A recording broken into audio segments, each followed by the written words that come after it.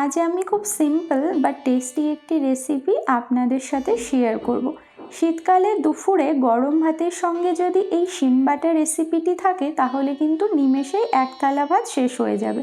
তো চলুন দেরি না করে ভিডিওটি শুরু করা যাক। এখানে আমি কিছুটা শিম নিয়েছি, শিমগুলোকে ভালো করে ধুয়ে পরিষ্কার করে নিয়েছি। এরপর একটা ছুরির সাহায্যে দু প্রান্ত কেটে যে সরু সুতোর মতো অংশটা থাকে সেটা বাদ দিয়ে মাঝখান থেকে দু টুকরো করে নেব। আপনারাও সেম প্রসেস অ্যাপ্লাই করে শিমগুলোকে কেটে নেবেন। আপনারা চাইলে বটি দিয়েও কাজটি করে নিতে পারেন। তো সমস্ত শিমগুলো এখানে খুব ভালো করে কেটে নিয়েছি। এবার রান্নাটা শুরু করব।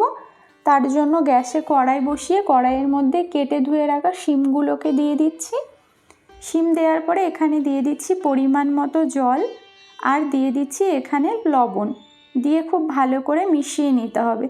তবে জলটা এমনভাবে দিতে হবে যেন শিমটাও সেদ্ধ হয়ে যায় আর জলটাও পুরোপুরি শুকিয়ে যায়। তো খুব ভালো করে এটাকে মিশিয়ে নিয়েছি। এবার গ্যাসের ফ্লেমটাকে অন করে ঢাকা দিয়ে আমি 3 থেকে 4 মিনিট এটাকে সেদ্ধ করে নেব।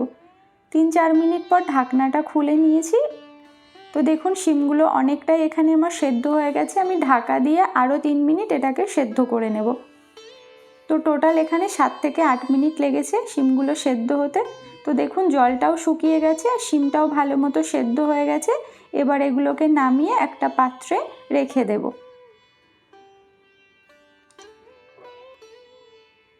এরপর শিমগুলোকে আমি বেটে নেব। তার জন্য একটা শিলনোড়া নিয়েছি, আপনারা চাইলে মিক্সিও করে নিতে পারেন।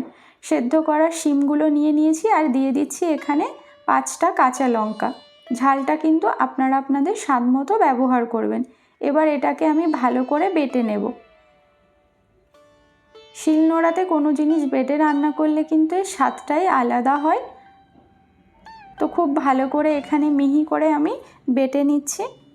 তো সমস্ত শিমগুলো এখানে সুন্দর করে বেটে নিয়েছি। এটা পুরোপুরি রেডি। এবার এটাকে ফ্রাই করব। তার জন্য গ্যাসে কড়াই বসিয়ে কড়াই গরম করে দিয়ে দিলাম সরিষার তেল। তেলের মধ্যে দিয়ে দিচ্ছি 3টে শুকনো লঙ্কা। এবার লঙ্কাটাকে ভালো করে ভেজে নেব। লঙ্কা ভাজা হয়ে গেছে, এবার এটাকে তুলে রেখে দেব। ওই একই তেলের মধ্যে হাফ পেঁয়াজ কুচি এখানে দিয়ে দিলাম। পেঁয়াজের বেরেস্তাটা আমি বানিয়ে নেব এখানে।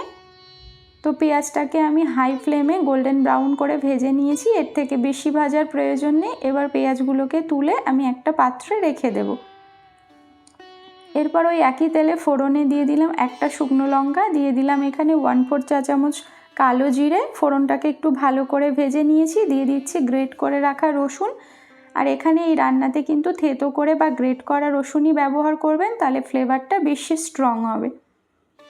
রসুনটাকে খুব ভালো মতো ভেজে নিয়েছি। দেখুন গোল্ডেন হয়ে গেছে পুরো কালারটা। এরপর আমি হাফ পেঁয়াজ কুচি এখানে অ্যাড করে দিলাম। দিয়ে পেঁয়াজটাও আমি রসুনের সাথে ভালো করে ভেজে নিচ্ছি। তো পেঁয়াজটাও ভালো মতো ভাজা হয়ে গেছে। এবার বেটে রাখা শিমটা এর মধ্যে অ্যাড করে দিলাম। শিমটা দেওয়ার পরে এখানে দিয়ে দিচ্ছি লবণ। তবে লবণটা কিন্তু পরিমাণ বুঝে দেবেন, কারণ আমি সেদ্ধ করার সময় কিছুটা লবণ এখানে ব্যবহার করেছিলাম। এবার এটাকে খুব ভালো করে নাড়াচাড়া করতে হবে আর এভাবে কন্টিনিউ নাড়তে হবে। নাড়তে নাড়তে একদম শুকনো করে নিতে হবে এটাকে।